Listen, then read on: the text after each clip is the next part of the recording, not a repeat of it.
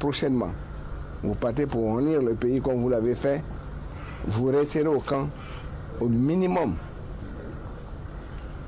Vous resterez pendant le temps de la durée de votre service militaire.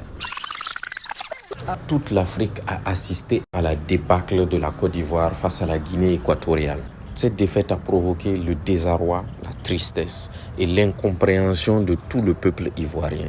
Et en plus, cette défaite vient avec un triste record. C'est la première fois depuis 1984 qu'un pays organisateur perd 2 matchs de phase de poule. Et en 1984, le pays organisateur de la CAN, c'était la Côte d'Ivoire. Et pour la petite histoire, c'est lors de cette compétition que le Cameroun a remporté sa première CAN. L'histoire va-t-elle se répéter? Malgré la défaite, la Côte d'Ivoire reste en vie. Donc tout n'est pas perdu. Avec quelques calculs, la Côte d'Ivoire peut toujours se qualifier pour les 8e de finale. Une défaite n'est jamais facile à digérer ni à accepter. Donc je vous laisse sur ces mots du général Gueye qui avait sa manière à lui assez atypique de motiver son équipe nationale.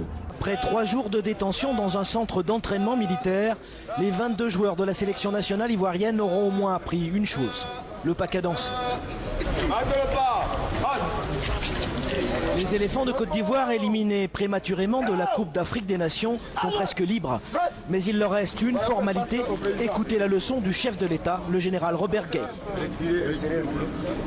Quand on aime son pays, les pieds doivent jouer, mais le cœur aussi doit jouer. Les prestations que nous venons de voir, nous sur l'écran, ne sont vraiment